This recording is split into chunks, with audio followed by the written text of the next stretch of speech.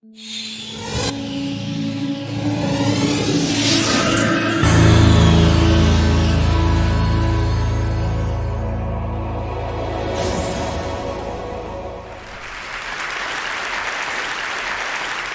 in 4 people suffer from some sort of mental illness. So if it was 1, 2, 3, 4, it's you, sir, you. Yeah, with the weird teeth. And you next to him. You know who you are. Actually, that whole row isn't right. That's not good. Hi, yeah, real bad. Don't even look at me. I am one of the 1 in 4. Thank you. I think I inherited from my mother, who used to crawl around the house on all fours. She had 2 sponges in her hand, and then she had 2 tied to her knees. My mother was completely absorbent. And she would crawl around behind me going, "Who brings footprints into a building?" So that was kind of a clue that things weren't right. So before I start, I would like to thank the makers of lamotrigine, sertraline, and reboxetine. Because without those few simple chemicals, I would not be vertical today. How did it start? My mental illness started, well, I'm not even going to talk about my mental illness. What am I going to talk about? Okay. I always dreamt that when I had my final breakdown, it would be because I had a deep Kafkaesque existentialist revelation, or that maybe Cate Blanchett would play me and she would win an Oscar for it. But that's not what happened. I had my breakdown during my daughter's sports day. There were all the parents sitting in a parking lot eating food out of the back of their car, only the English, eating their sausages. They love their sausages. Lord and Lady Rigor Mortis were nibbling on the tarmac. And then the gun went off and all the girlies started running and all the mummies went, "Run! Run, Chlamydia, run! Run like the wind, Veruca!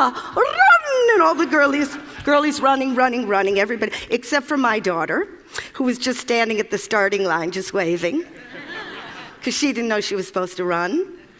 So I took to my bed for about a month, and when I woke up, I found I was institutionalized. And when I saw the other inmates, I realized that I had found my people, my tribe, because they became my only friends. They became my friends, because very few people that I knew, I wasn't sent a lot of cards or flowers. I mean, if I had had a broken leg or I was with child, I would have been inundated. But all I got was a couple phone calls telling me to perk up. Perk up, because I didn't think of that.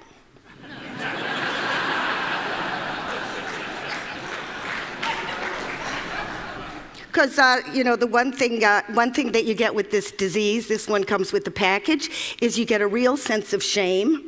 Because your friends go, "Oh, come on, show me the lumps, show me the x-rays," and of course you got nothing to show, so you're like really disgusted with yourself because you're thinking, "I'm not being carpet bombed, I don't live in a township." So you start to hear these abusive voices, but you don't hear one abusive voice, you hear about 100,000 abusive voices. Like if the devil had Tourette's, that's what it would sound like. But we all know in here, there is no devil, there are no voices in your head. You know that when you have those abusive voices, all those little neurons get together, and in that little gap, you get a real toxic, I want to kill myself kind of chemical. And if you have that over and over again on a loop tape, you might have yourself depression. Oh, and that's not even the tip of the iceberg. If you get a little baby and you abuse it verbally, its little brain sends out chemicals that are so destructive that the little part of its brain that can tell good from bad just doesn't grow. So you might have yourself a homegrown psychotic. If a soldier sees his friend blown up, his brain goes into such high alarm that he can't actually put the experience into words, so he just feels the horror over and over again. So here's my question. My question is, how come when people have mental damage, it's always an act of imagination? How come every other organ in your body can get sick and you get sympathy except the brain? I'd like to talk a little bit more about the brain because I know you like that here at TED. So if you just give me a minute here, okay. Let me just say there's some good news. There is some good news. First of all, let me say we've come a long, long way. We started off as a teeny, teeny little one-celled amoeba, tiny, just sticking onto a rock, and now, voila, the brain. Here we go. This little baby has a lot of horsepower. It comes completely conscious. It's got state-of-the-art lobes. We got the occipital lobe, so we can actually see the world. We got the temporal lobe, so we can actually hear the world. Here we got a little bit of long-term memory. So you know that night you want to forget when you got really drunk? Bye-bye, gone. So actually it's filled with 100 billion neurons just zizzing away, electrically transmitting information. Zizzing, zizzing. I'm going to give you a little side view here. I don't know if you can get that here. So zizzing away, and for every one, I know I drew this myself, thank you. For every one single neuron, you can actually have from 10,000 to 100,000 different connections or dendrites or whatever you want to call it. And every time you learn something or you have an experience, that bush grows, that bush of information. Can you imagine every human being is carrying that equipment, even Paris Hilton? Go figure. But I got a little bad news for you, folks. I got some bad news. This isn't for the 1 and 4. This is for the 4 and 4. We are not equipped for the 21st century. Evolution did not prepare us for this. We just don't have the bandwidth. And for people who say, oh, they're having a nice day, they're perfectly fine, they're more insane than the rest of us. Because I'll show you where there might be a few glitches in evolution. Okay, let me just explain this to you.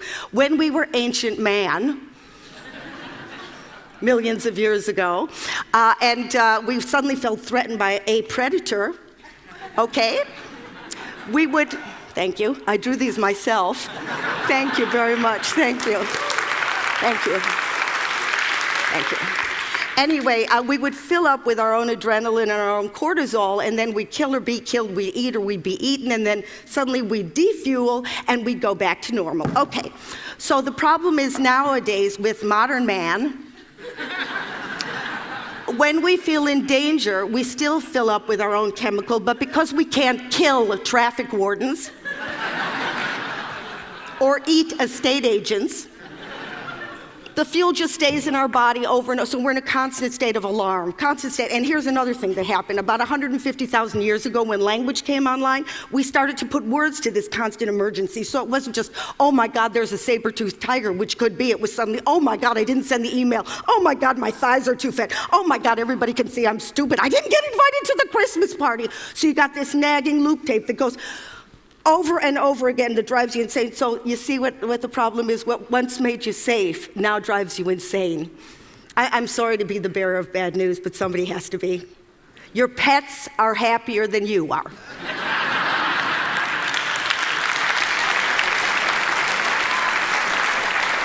So kitty cat, wow, happy, happy, happy. Human being, screwed. Completely and utterly. So screwed. But my point is, if we don't talk about this stuff and we don't learn how to deal with our lives, it's not going to be 1 and 4. It's going to be 4 and 4 who are really, really going to get ill in the upstairs department. And while we're at it, can we please stop the stigma? Thank you.